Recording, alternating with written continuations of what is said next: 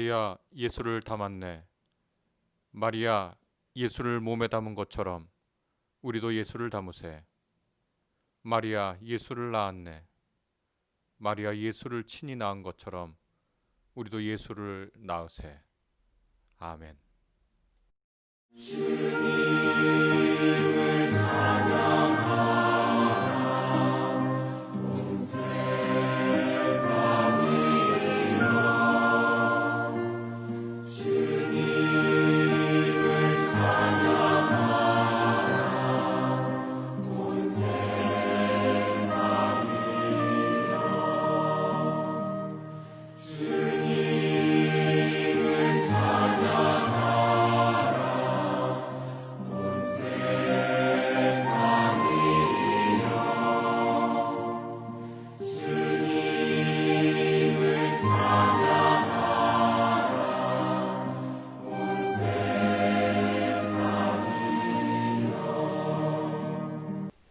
하늘에는 영광, 땅에는 평화.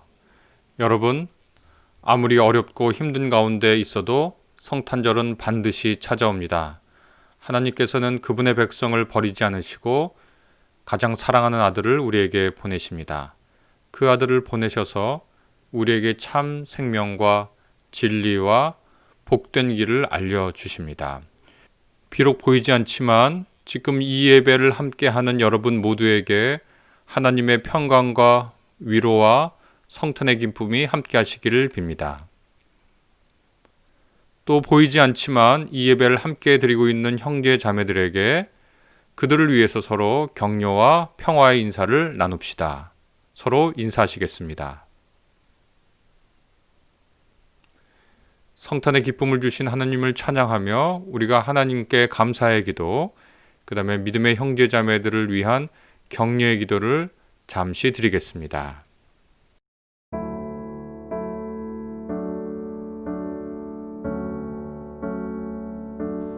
낮고 그늘진 자리에서 주님을 기다리는 모든 이들을 향해 우리가 기도하겠습니다. 그들에게 기쁨과 평화와 안식이 있기를 우리 다 같이 마음 모아서 그들을 위해, 그들을 향해, 그들과 함께 기도하겠습니다.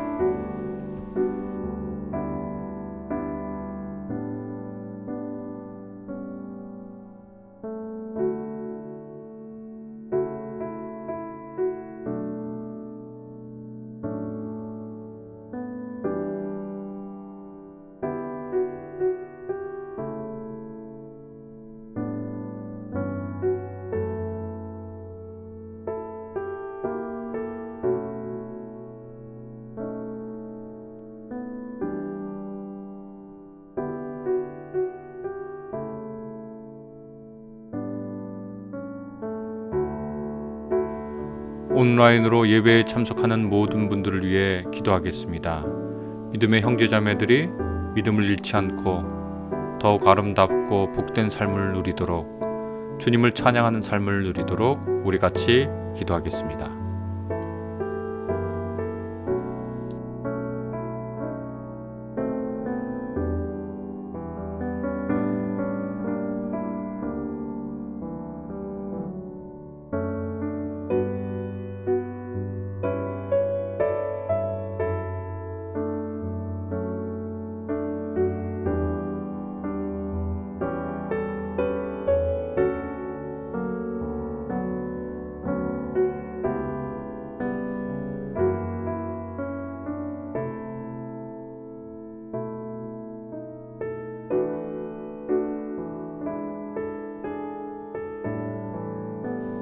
코로나19 및 여러 질병과 싸우는 이들을 위해 기도하겠습니다. 주님께서 이 땅에 오실 때 병들고 약하고 또 고통받는 이들을 구원하고자 하셨습니다.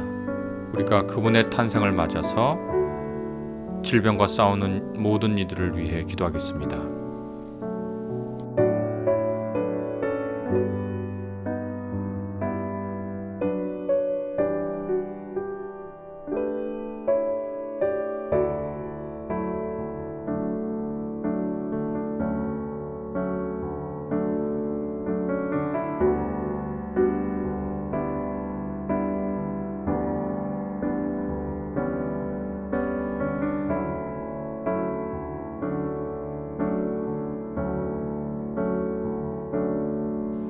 우리 자신과 세상을 위해 기도하겠습니다.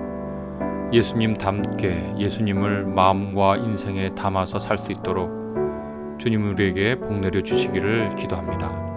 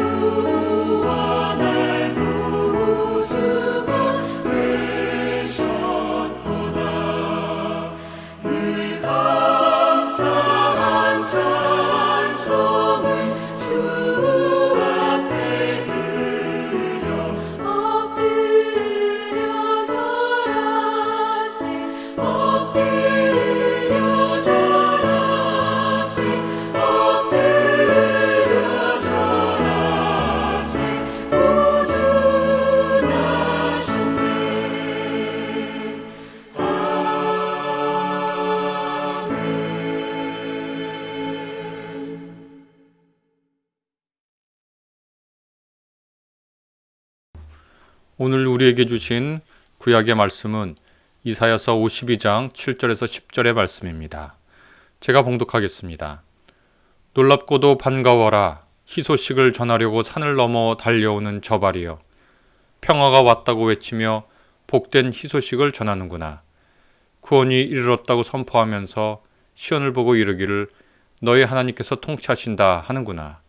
성을 지키는 파수꾼들의 소리를 들어보아라. 그들이 소리를 높여서 기뻐하며 외친다. 주님께서 시온으로 돌아오실 때에 오시는 그 모습을 그들이 직접 눈으로 볼 수 있을 것이다. 너희 예루살렘의 황폐한 곳들아, 함성을 터뜨려라. 함께 기뻐 외쳐라. 주님께서 당신의 백성을 위로하셨고 예루살렘을 속량하셨다. 주님께서 모든 이방 나라들이 보는 앞에서 당신의 거룩하신 능력을 드러내시니 땅끝에 있는 사람들은 모두 우리 하나님의 구원을 볼 것이다. 아멘. 서신서의 말씀입니다. 오늘 서신서의 말씀은 히브리서 1장 1절에서 12절의 말씀입니다. 하나님께서 옛날에는 예언자들을 통하여 여러 번에 걸쳐 여러 가지 방법으로 우리 조상들에게 말씀하셨으나 이 마지막 날에는 아들을 통하여 우리에게 말씀하셨습니다. 하나님께서는 이 아들을 만물의 상속자로 세우셨습니다. 그를 통하여 온 세상을 지으신 것입니다. 그는 하나님의 영광의 광채시요 하나님의 본체대로의 모습이십니다. 그는 자기의 능력 있는 말씀으로 만물을 보존하시는 분이십니다. 그는 죄를 깨끗하게 하시고서 높은 곳에 계신 존엄하신 분의 오른쪽에 앉으셨습니다. 그는 천사들보다 훨씬 더 높게 되셨으니 천사들보다 더 빼어난 이름을 물려받으신 것입니다. 아멘.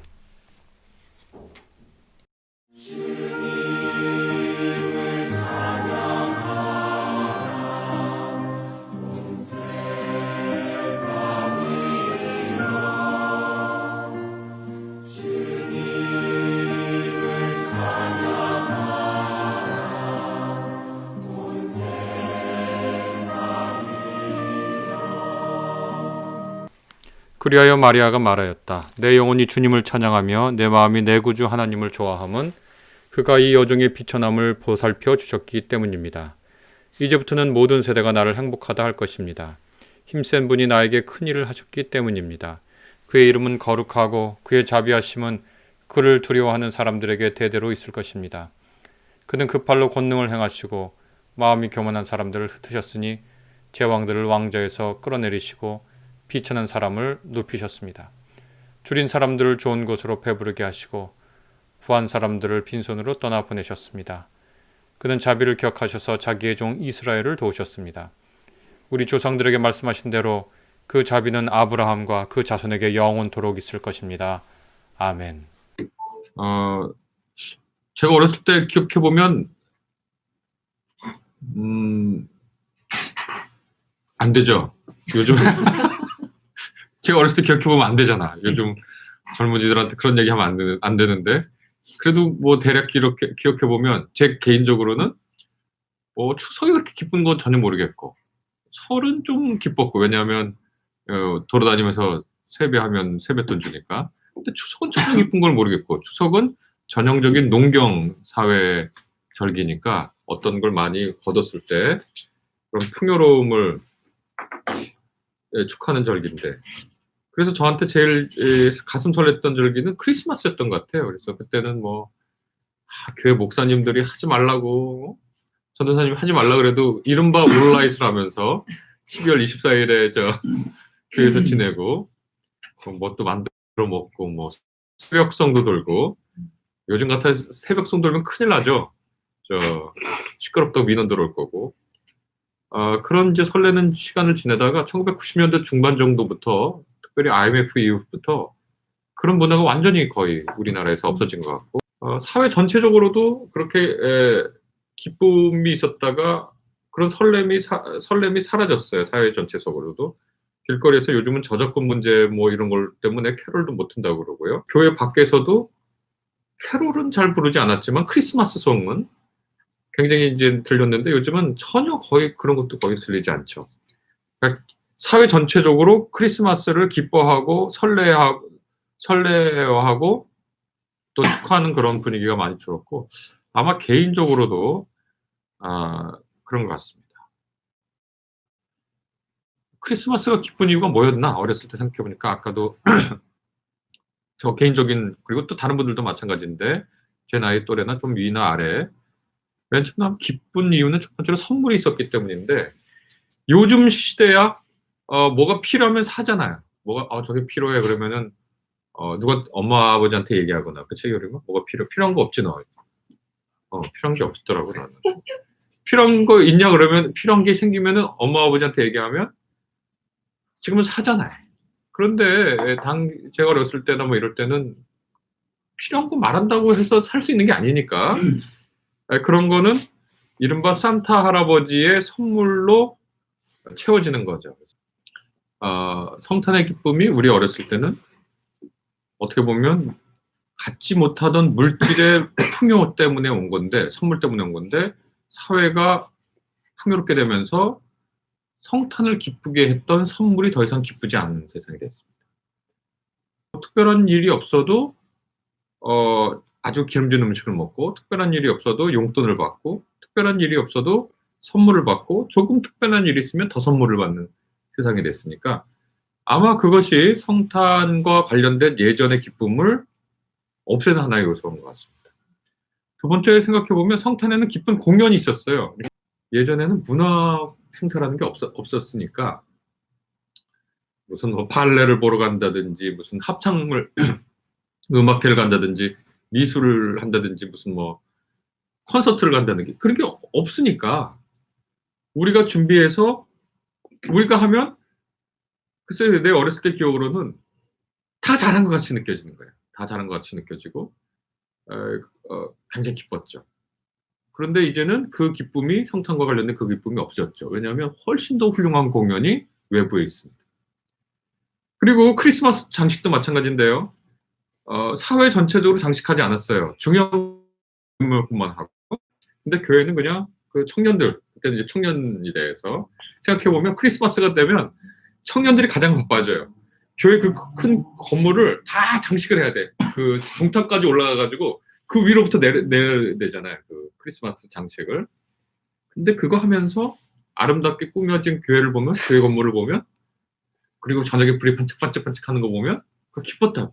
그래서, 성탄의 기쁨이 뭐였냐? 첫 번째 생각해보면 선물을 받아서 좋았고, 두 번째로는 공연을 같이 할 수 있어도 좋았고, 세 번째로는 이렇게 아름다움을 만들 수 있어도 좋았고, 그리고 맨 마지막에는 먹을 것이 풍부해서 좋았어요.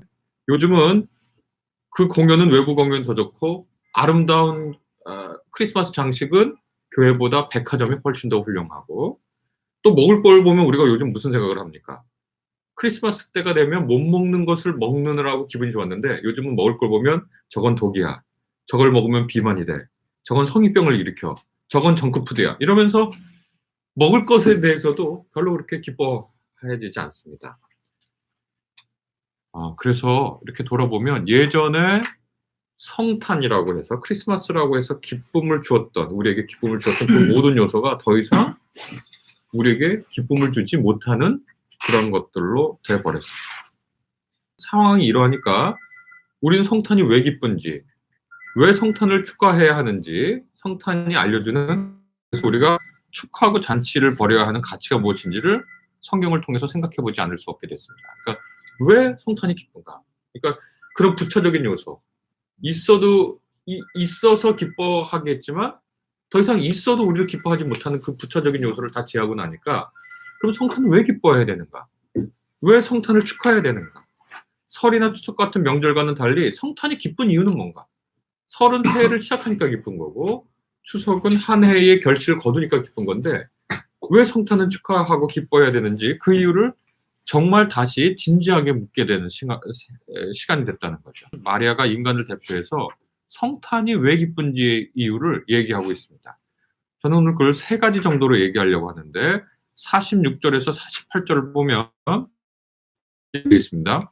그여여 마리아가 노래하였다. 내 마음이 주님을 찬양함은 기쁜 거죠. 내 영혼이 내 구주 하나님을 높임은 기쁜 거죠. 그러니까 전에도 몇 번 얘기했지만 이 셈족 특별히 히브리 사람들은 한 말을 두 번 해요. 같은 말을. 그래서 두 번 해요.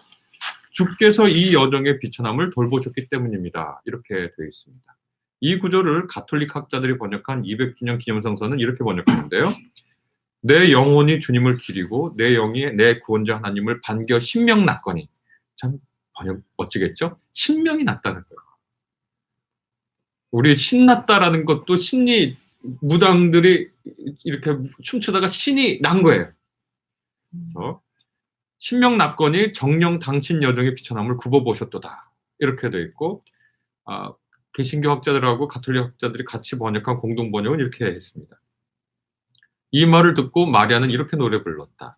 내 영혼이 주님을 찬양하며 내 구세주 하나님을 생각하는 기쁨에 이 마음은 설렙니다. 성탄이 왜 설레는지 얘기해주고 있어요. 기쁘고 설렌다.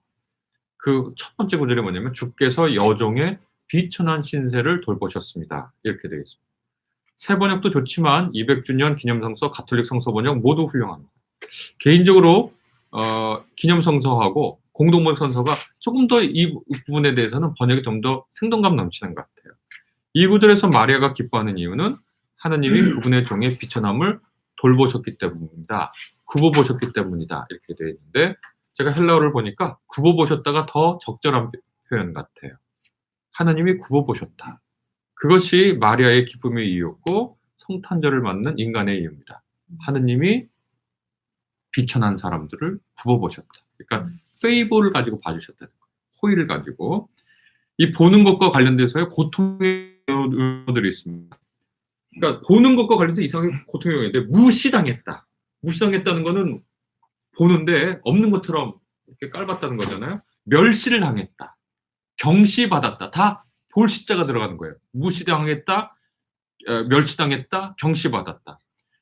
그 사람이 눈길 한 번 안 줬어. 이러면 자기가 굉장히 함부로 대해진 거잖아요.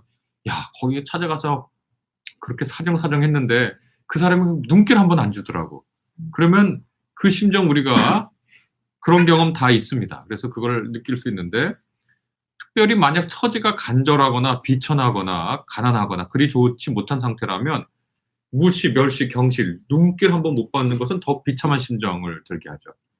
내가 이게 좀 괜찮아요. 그리고 뭐 다른 사람이 뭐라 그래도 전혀 마음에 거릴 것 없이 괜찮아요. 그러면 누가 무시해도 그래 너는 나를 무시해도 괜찮아. 나대로 괜찮으니까 하고 지낼 수 있습니다. 내가 또 괜찮아. 자신감도 있어. 자존감도 높아. 그런데 누가 나를 멸시하는 말을 해. 그래도 쟤 웃기네 하고 그냥 지나갈 수 있어요. 근데 내가 지금 안 좋은 상황이고 내가 고통에 있고 내가 지금 간절한 상황이고 그래서 그냥 자존심도 숙이고 그냥 고개 숙이고 갔는데 나를 본 척도 안 해. 그러면 굉장히 고통스럽잖아요. 그런 경험들 우리가 조금씩 다 있는데요. 그때를 기억해 보세요. 근데 그런 상황에서 마리아의 노래를 들어보세요. 하나님께서 여종의 비천한 신세를 구워보셨다. 그러니까 마리아가 비천한 상황에 있는데 그러니까 누가 비천한 상황이라는 건 누구한테나 다 멸시와 경시와 무시의 눈길을 밟고 살고 있는 정도로 있는 사람인데 하나님이 야 나는 너를 기쁜 마음으로 보고 있어. 그 돌보시는 눈길을 느낀 거죠 마리아가. 이것은 정말 기쁜 일이고 성탄의 기쁨이라고 합니다. 성탄이 왜 기쁜가? 하나님이 인간을 나를 그것도 비천하고 남난 처지 있는 사람들을 굽어보셨기 때문이다. 이렇게 얘기할 수 있겠습니다. 이 성탄의 기쁨에 참여하는 사람들은 어떤 사람들인가? 남을 기쁜 눈으로 봐주는 게 성탄의 기쁨에 동참해서 성탄의 기쁨과 함께하는 일입니다. 하느님이 우리를 그렇게 봤듯이 우리도 평상시에 혹시 무시당하고 멸시당하고 경시당했던 사람들을 하나님처럼 서로를 봐주는 거. 기쁜 눈으로. 성탄이 왜 기쁜가요? 비록 마리아의 남노함과 비천함이 곧바로 개선되진 않더라도 마리아는 하느님께서 굽어보시는 그 눈길을 느끼고 생각하게 되죠. 아, 나 홀로 이 고통과 맞서는 것이 아니구나. 하나님이 나를 굽어보고 계시는구나. 그렇게 사는구나. 그것이 확인된 날이 성탄이니까 기쁜 겁니다. 네, 기쁜 거죠. 그러니까 아이들은 부모님이 자신을 자랑스럽게 봐주던 그 눈길을 기억하며 사는 거죠. 사회에서 살면서 너무 힘들어. 그런데 엄마나 아빠가 예전에 자기를 봐줬던 그 눈길을 기억하는 거죠. 자존감을 갖고. 않고 인생을 살게 됩니다. 교림아, 너도 힘들 때 엄마 아버지가 너를 사랑스러운 눈길로 봤던 그 눈길을 기억해라. 어떻게 생각해? 물려. 뭘요?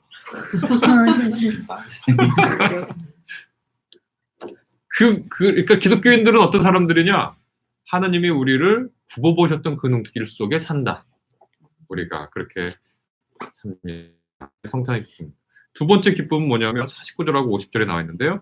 힘센 분이 내게 큰 일을 하셨기 때문입니다. 주의 이름은 거룩하고 그의 자비하심은 그를 두려워하는 사람들에게 대대로 있을 것입니다. 이렇게 되어 있는데요. 우리를 그 호의의 눈길로 기쁜 눈으로 이렇게 쳐다봐 줬을 뿐만 아니라 참 그것 아까 말씀드렸지만 참 좋잖아요.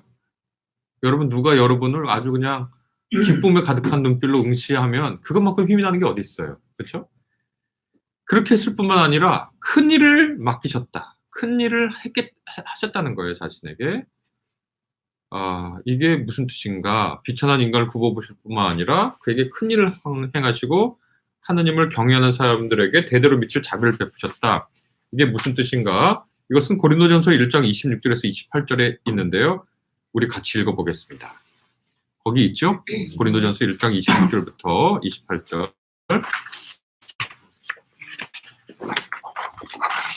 네, 맨 아래 같이 봉독하겠습니다. 형제자매 여러분, 여러분이 부르심을 받을 때 그 처지가 어떠하였는지 생각하여 보십시오.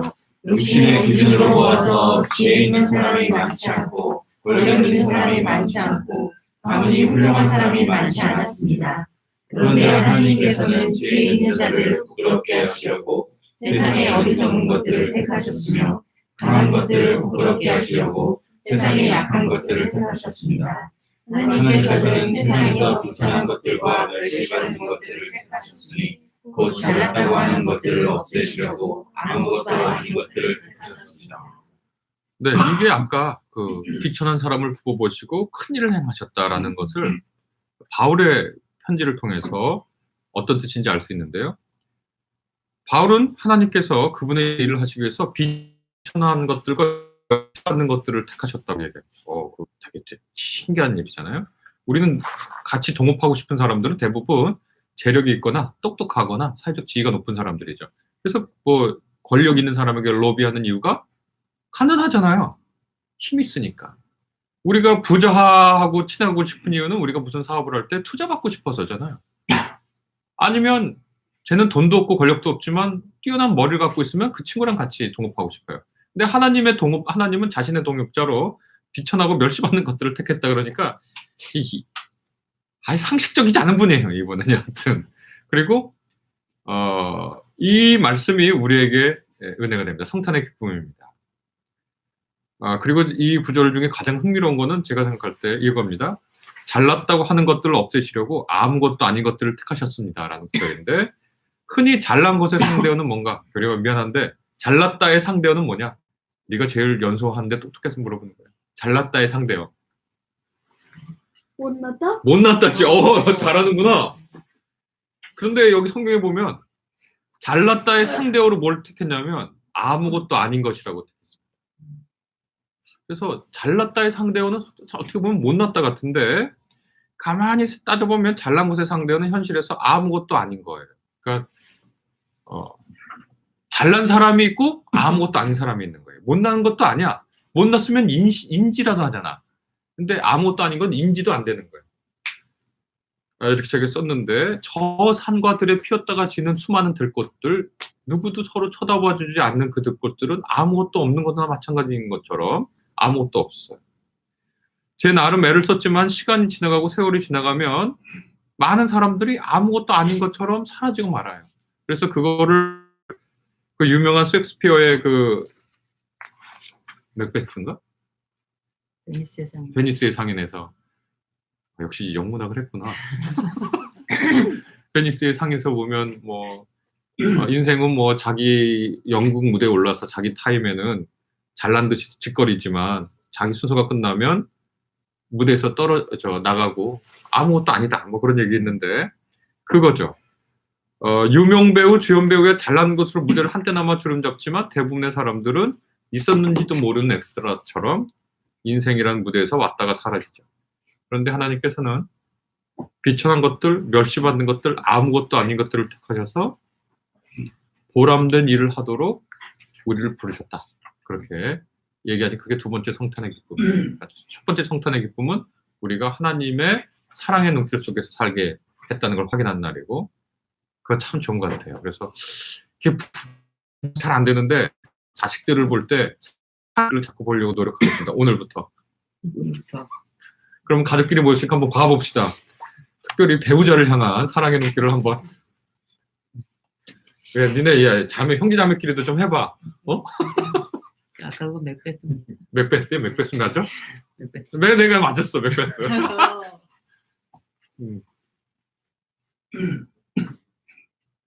네. 사랑의 눈길을 확인하는 게 성탄의 기쁨이고, 두 번째 기쁨은 내가 인생 왔다가 그냥 짓거리다 사라지는 그림자 같은 존재가 아니라, 거기 쉐도우라는 말도 나는 것 같아요. 내 기억에는. 예전에 외웠는데 이제 잊어버렸습니다. 그림자처럼 사라지는 게 아니라 이 짧은 생이라도 가치 있는 일을 하면서 살 수 있게 그것에 불러주셨다는 거, 그거 참 재밌습니다. 기쁜 일입니다. 파스칼의 그 얘기가 생각납니다. 자기가 가만히 생각해 보니까 자기 앞에 있던 그 시간의 무한함을 생각하고, 자기가 죽고 난 후에 시간의 무한함을 생각하니까 자기가 사는 이 시간이 너무 보잘것없는 거예요. 그리고 더 나가서 두려운 거예요. 앞에 시간의 무한함, 뒤에 시간의 무한함을 생각하니까. 그런 상황 속에서도 우리가 생각해도 우리가 그런 존재인데, 우리 이렇게 불러서 이 일을 함께 하자. 하나님과 같이 재밌게 지내는 거죠. 하나님이 우리를 대단한 일, 너 큰 십자가 지고 맨날 걸어가라, 그런 얘기를 하시는 건 아닙니다. 그분의 일에 즐겁게 참여하게 하시는 겁니다. 네, 우리 삶이 허무로 끝나지 않고 열매 맺게 해주십니다. 우리가 육신의 눈을 감을 때 인생을 돌아보며, 그래도 내 인생이 허탄하진 않았어 하고 고백할 수 있게 해주십니다. 마지막으로 오늘 본문의 성탄의 기쁨이 제시된 것은 그분이 그분의 자비를 영원토록 기억하시고 유지하신다는 약속인데요. 54절과 55절 같이 읽어볼까요? 거기 우리 있습니다. 54절 마지막으로 여기 54절부터 55절 같이 읽어보겠습니다. 그분이 자비를 기억하시어 정녕 당신의 종 이스라엘을 거두어 주셨도다. 우리 조상들에게 말씀하신 대로 그 자비는 아브라함과 그 후손에게 영원토록 미치리로다. 우리를 기쁨의 눈으로 봐주시고 우리의 삶이 보람과 의미를 갖도록 하시고, 그 다음에 그분의 사랑을 끝까지 유지하셔서 우리가 무슨 좀 실수를 하고 죄를 지어도 하나님께서 우리를 돌이키시고 우리를 봐주신다는 거죠. 되게 좋은 말 같아요. 나도 젊었을 때는, 지금도 물론 대단히 젊지만 젊었을 때는 그 실수하는 게 이해가 안 갔거든. 근데 고등학교 때 상업 선생님이 있었는데, 이 상업 선생님이 뭐라 그랬냐면, 이 양반이 머리가 좀 좋은 사람 같았는데, 범준아 기억나냐? 상업 선생님? 상업을 들어본 적이 없어? 그 상업 선생님이 뭐라 그러냐면, 자기가 이제 가르치잖아? 가르쳤는데 학생들한테 물어보면 학생들이 모른다는 거예요. 그리고 화가 났대, 자기는. 왜 화가 났냐면, 얘네들이 다 알고도 자기한테 거짓말하는 줄 알았대. 그러니까 이 사람은 머리가 좋으니까 자기가 배우면 그냥 다 아는 거야. 그런데 자기가 분명히 가르쳐줬어, 아이들한테. 근데 애들이 물어봐도 몰라. 그러면 얘네들이 나를 무시하거나 혹은 거짓말을 하고 있구나. 그래서 화가 났는데, 자기가 나이를 먹어가면서 사람이 배워도 모를 수 있다는 걸 알게 됐다는 거야. 그 양반 대단한데. 내가 그분하고 얽힌 에피소드가 두세 개 있는데, 그게 그때는 왜 저런 말씀을 하지? 그랬는데, 이 나이를 좀 먹으면서 그런 걸 느껴요. 약속 시간 잊어버리고, 약속한 것 자체를 잊어버리고, 그러니까 계속 실수가 많아지고 잘못한 게 많아지는데, 젊었을 때 나는 그게 정말 싫었어. 막 어떤 사람들 약속 잊어버리고 약속 시간 늦고 이런 거. 근데 요즘은 많이 이해가 됩니다. 내가 그러니까 우리가 다 실수 많이 하고 삽니다. 잘못 많이 하고 살고 일부러 가끔 그렇게 할 때도 있겠고 일부러 그런 건 아니지만 추한 모습 가지고 다 삽니다.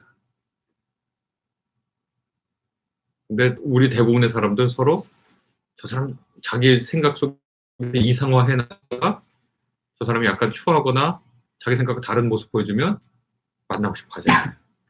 그리고 절교하거나 거리를 두는데 그런 것과 비교해서 오늘 말씀을 보면 영원토록 기억하신다. 영원토록 미친다. 그 말씀 들어보면 하나님은 하나님이시구나. 우리는 하나님하고 우리는 다른 사람하고 있다가 우리 기대에 뭉친 사람이면 거리를 두고 마는데 하나님은 우리를 기억하시고 그분의 자비하심을 영원토록 지도록 하신다. 그러니 성탄은 참 기쁜 날이 아닐 수 없습니다. 그걸 확인한 날입니다. 네, 정리를 해보면 세 가지입니다. 하나님께서 우리를 기쁜 눈으로 봐주신다. 둘째, 우리의 삶을 가치와 보람 속에서 진행하도록 하신다. 셋째, 그래서 우리가 성탄을 선물이 더 이상 우리에게 기쁨을 주지 못해도 먹을 게 더 이상 우리에게 기쁨을 주지 못해도 우리가 이런저런 공연을 하거나 아름다움을 다른 사람들하고 비해서 만들지 못해도 우리가 성탄을 기뻐하며 찬양할 수 있습니다. 우리 같이 기도하겠습니다. 성탄을 맞는 모든 분들에게 주님이 베푸시는 성탄의 복이 가득하시기를 간절히 빕니다. 아멘.